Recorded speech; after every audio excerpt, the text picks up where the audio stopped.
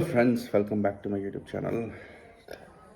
अब ये जो वीडियो है ना, ये कंटिन्यूएशन में बन रही है पिछली वीडियो के, जिसमें मैं ये बताने वाला हूँ कि तंत्र क्या है। जिस तरीके से मैंने अपनी लास्ट वीडियो में एंड में बताया था कि भाई अगर आप अगरबत्ती भी जला रहे हो, धूप जला रहे हो, दिया जला रहे हो, ये सब पार्ट ऑफ तंत्र ही है।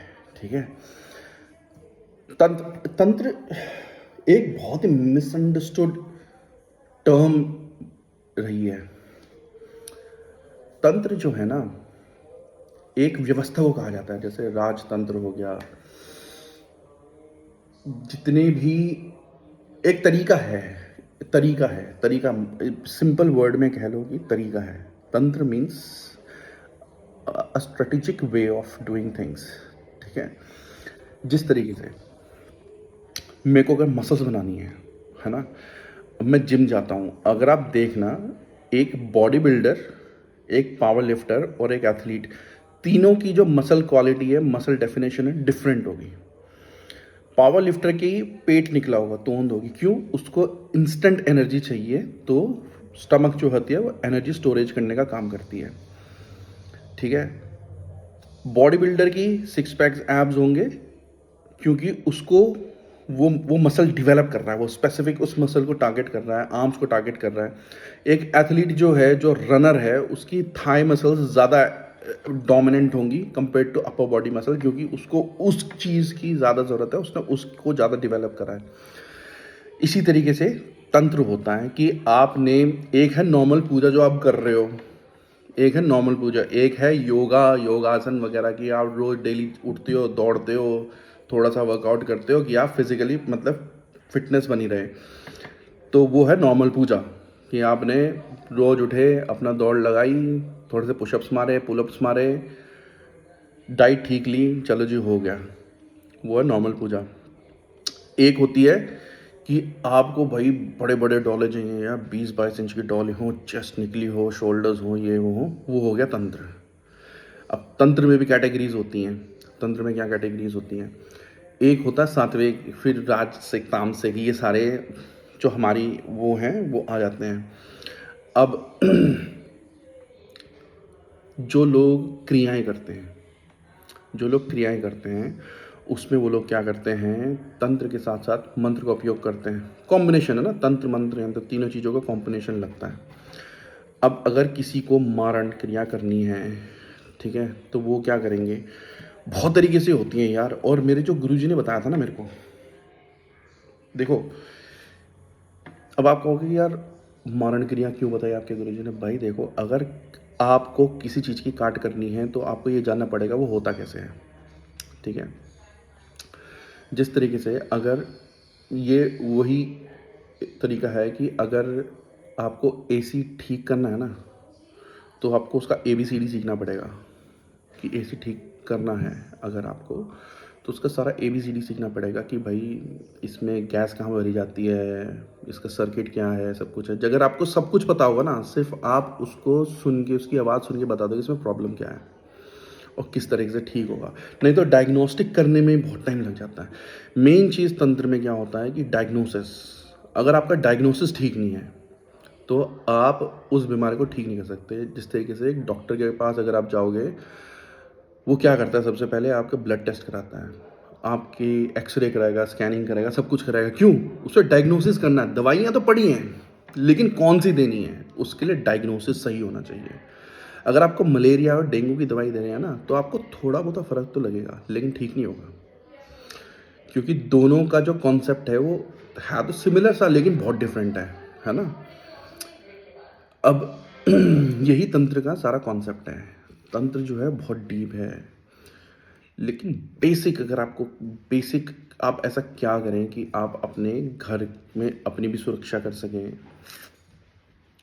अगर कंडीशन ये है कि आप पे तंत्र ना हुआ हो, ये कंडीशन है।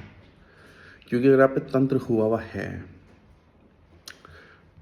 तो मैं ऐसा क्यों कह रहा हूँ कि आप पे तंत्र नहीं होना चाहिए, हुआ होना चाहिए? क्योंकि अगर मान लो आप पे तंत्र हुआ हुआ है और आप पे किसी ने तंत्र चला दिया। तंत्र कभी भी अगर करा जाता है ना, तो भाई कॉम्बिनेशन में होता है। कॉम्बिनेशन मतलब कि उसमें किसी भी चीज़ को इन्वेड करने के लिए, अगर आपको किसी कंट्री में इन्वेड करना है, तो आपको क्या करना पड़ेगा? आप ऐसे किसी कंट्री में इन्वेड कर सकते हैं? नहीं। क्या-क्या चीज़ें लगती हैं?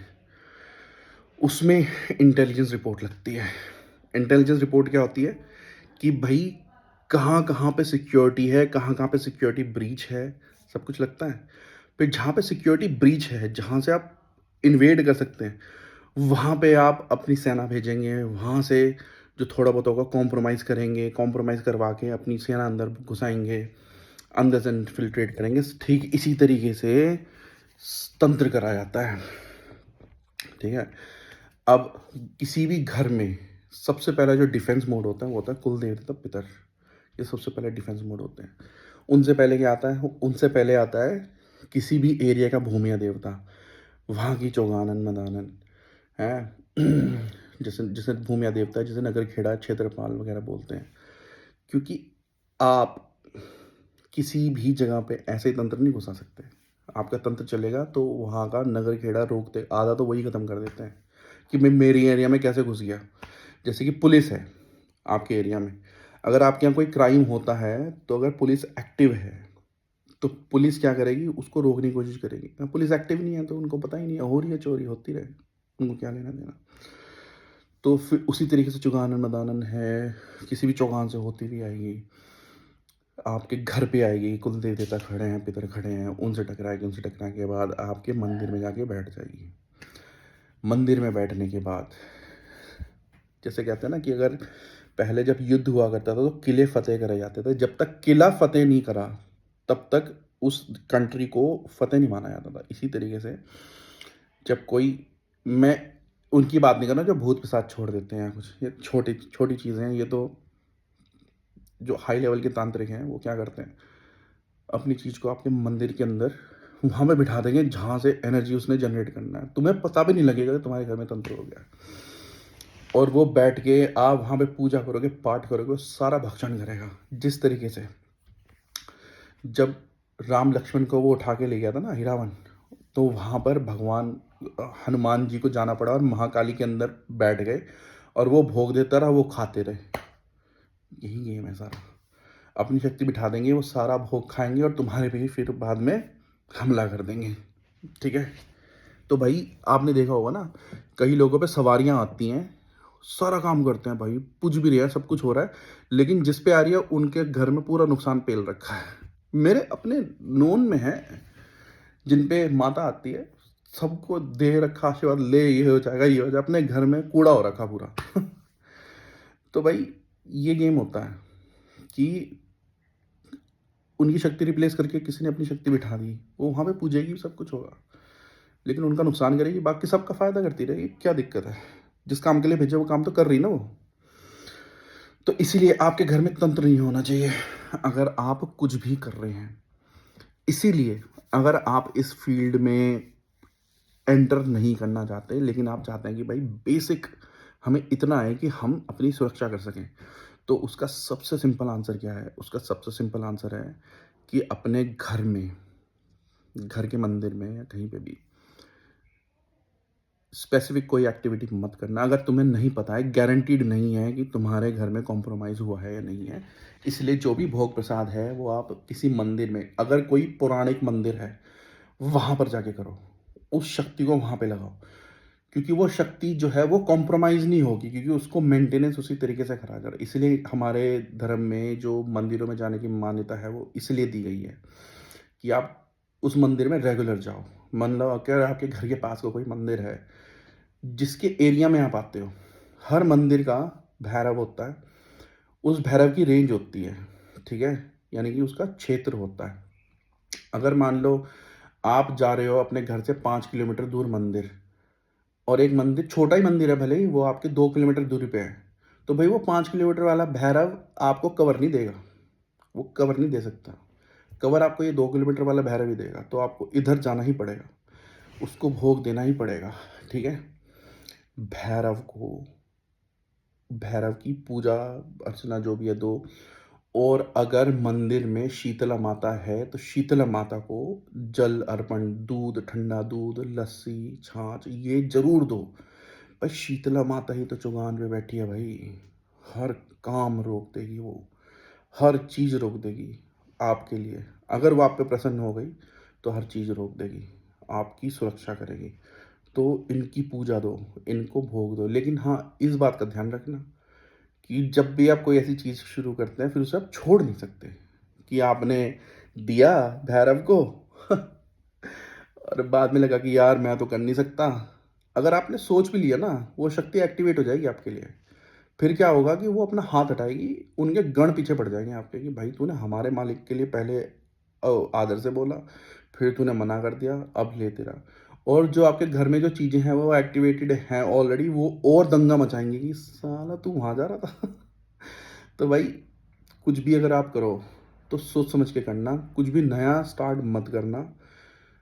अगर आपको लगता है कि यार मैं चाहता हूँ कि मैं अपनी सुरक्षा, अपने परिवार की सुरक्षा करूँ, तो आप शक्तियाँ पकड़ो। जैसे हनुमान जी हैं, हनुमान जी सात्विक शक्ति में भी चलते हैं और इनका भोग भी सात्विक है। इन्हें मनाया भी आसानी से जा सकता है। शिव जी हैं, माता है, इनका भोग प्रसाद लगाया करो, मंदिर जाया करो, इनका टीका वगैरह लेके आया करो। और जो अम,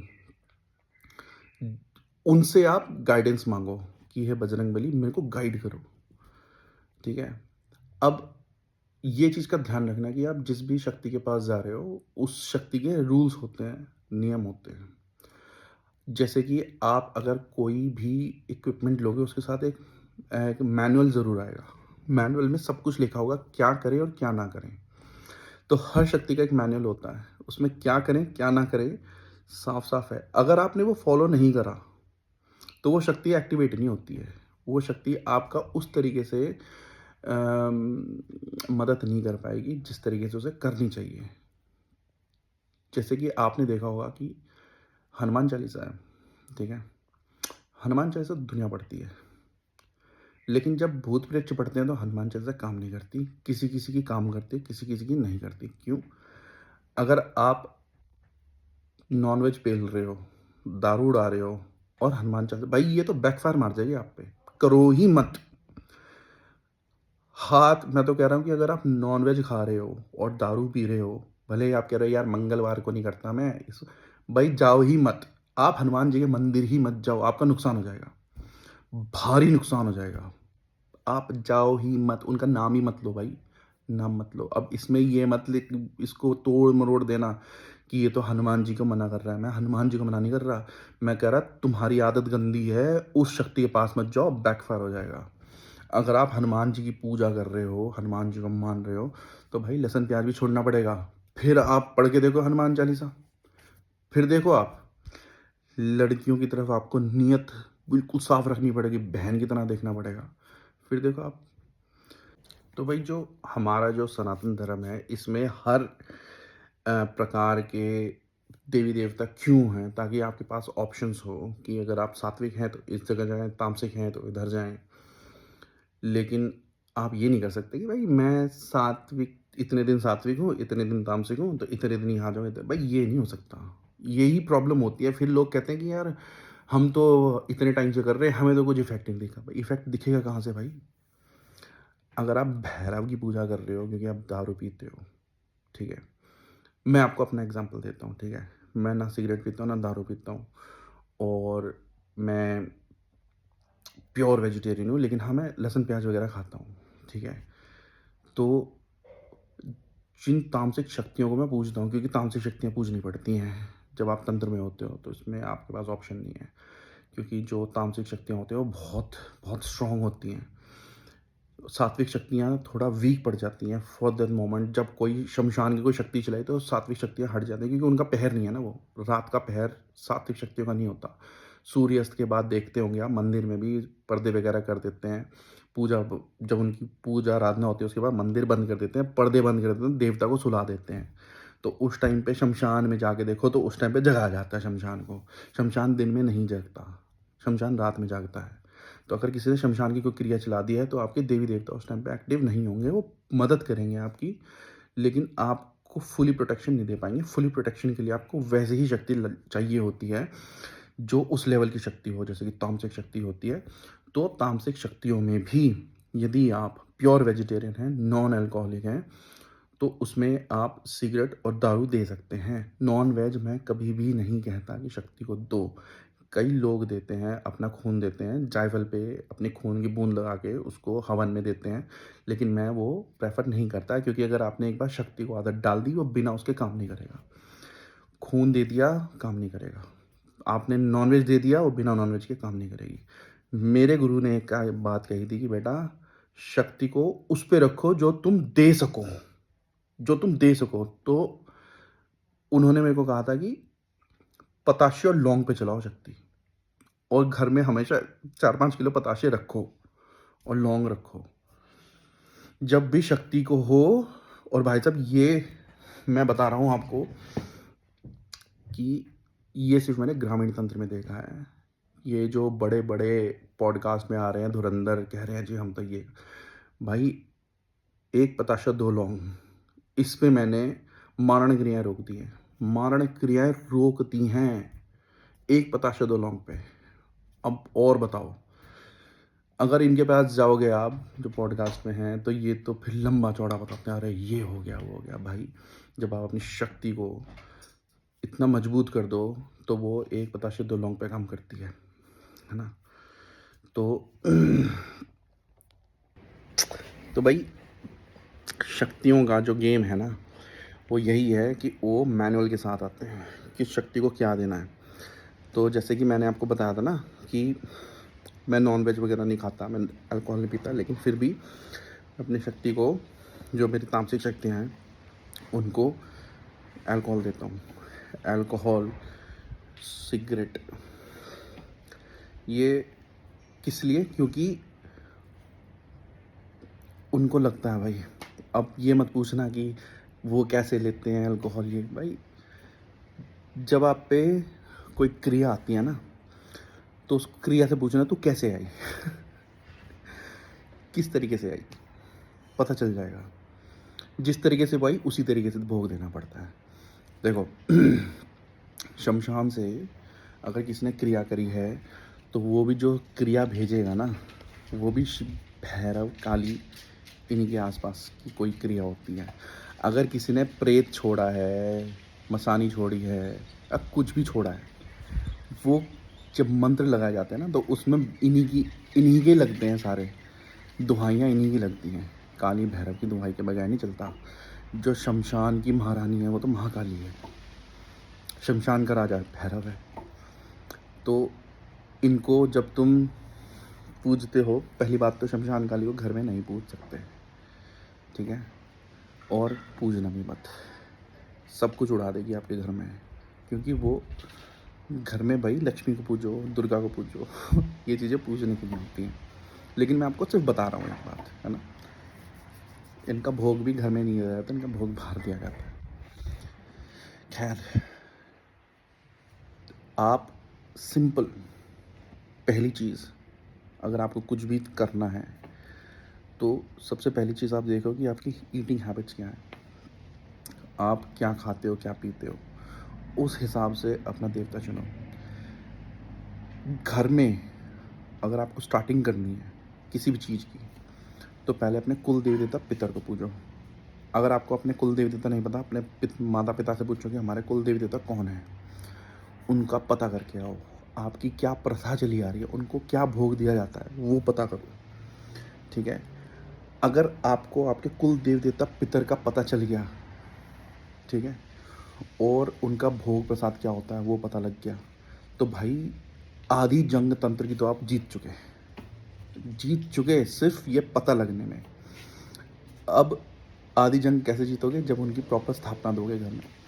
किसी अच्छे पंडित को, जिसको आपको पता हो ये तांत्रिक वांत्रिक का काम ना करता हो, अच्छे पंडित को बुला के उनकी स्थापना दिलवाओ, और एक रेगुलर उनका भोग प्रसाद जो भी है जो देते हो वो करो, और उनके स्थान पे जाओ, रेगुलर जाओ। जैसे कि बहुत दूर है तो 6 महीने में एक बार, अगर नज़दीक है आपके कुल देव देवता का स्थान, तो आप महीने में एक बार चले जाओ, और घर में उनको भोग प्रसाद, पूजा पाठ जो भी होता है जिस तरीके से, वो दो।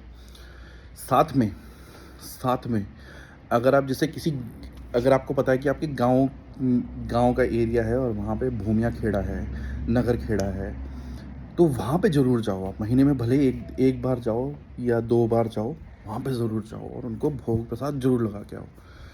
भाई कोई भी तंत्र बिना भूमिया खेड़ा की मर्जी के अंदर नहीं आ सकता, है ना।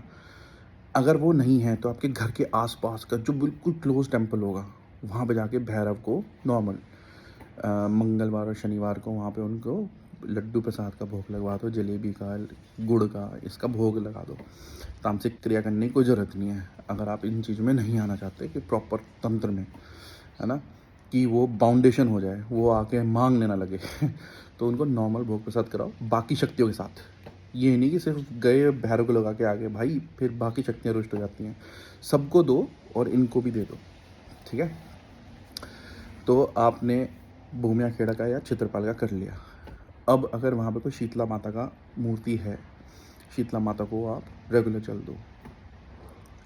जो चौगानन मदान का दिन होता है वो बुधवार का होता है। बुधवार के दिन अगर आप जाके चौगान पे, आपके घर के आसपास का जो भी चौगान है, अगर वहाँ पे आपको कोई भिखारी मिले या कुछ मिले तो माता के नाम से दान कर दो। ले माँ, तेरे नाम से मैं 10 रुपये दे रहा हूँ, या किसी भिखारी को कुछ खाने को दे दो, या कोई कुत्ता है तो उसको कुछ डाल दो, वहाँ चौगान पे डाल दो उसके लिए, और नाम ले दो कि हे माता मदानन, हे माता चौगानन, मैं तेरा ध्यान करके ये भोग दे रहा हूँ, ये भोग स्वीकार कर।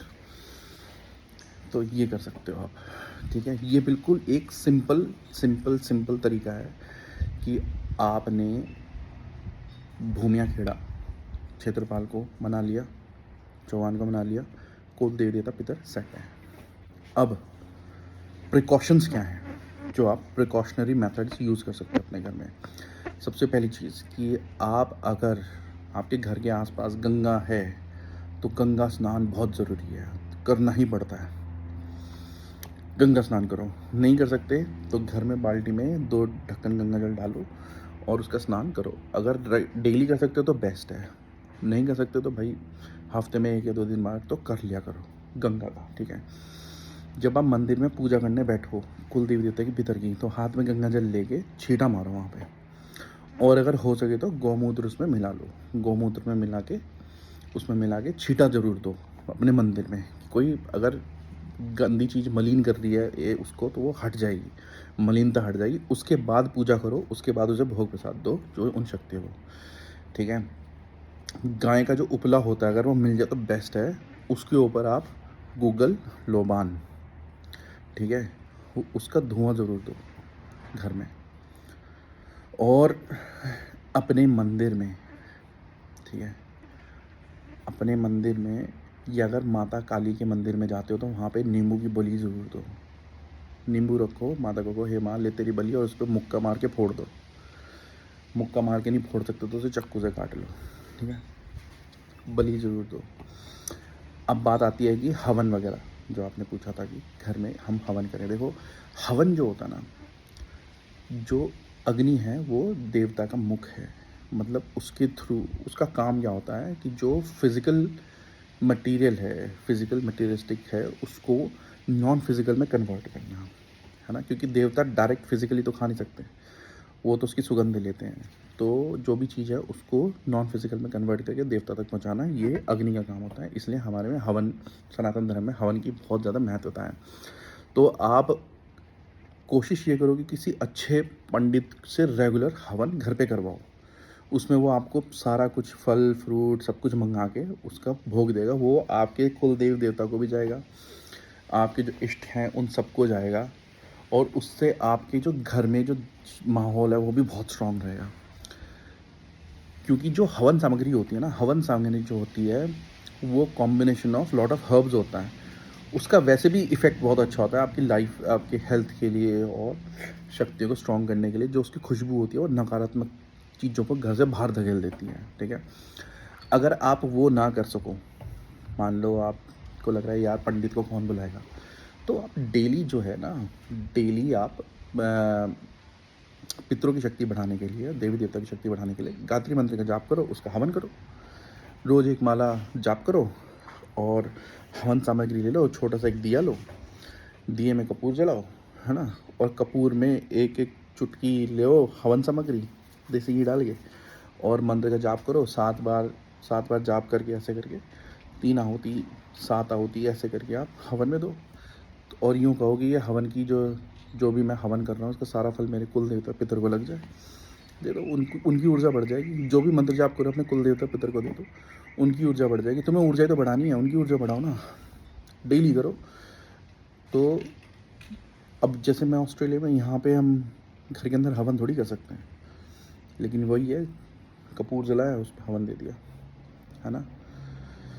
तो क्योंकि यहाँ पे स्मोक अलार्म वगैरह है, स्मोक डिटेक्ट होगा तो वो अलार्म बज जाता है, लेकिन मैं दे देता हूँ उस पर, तो उतना ही काम करता है। कुछ ना हो तो लौंग ले लो, 2 लौंग ले लो और उसमें मंत्र जाप करो और उसको उस पर दे दो, कपूर पे, ठीक है। तो उस तरीके से भी आप हवन कर सकते हो। कोई ये हार्ड एंड फास्ट रूल नहीं है कि आपको ये सामग्री लानी पड़ेगी, ये लानी पड़ेगी। हाँ, सामग्री आ जाए, उसमें आप और मिलाओ, है ना, वो अलग चीज़ है कि जायफल का पाउडर, पीले सरसों, काले तिल, ये सब और मिला दो हवन सामग्री में। और चीज़ें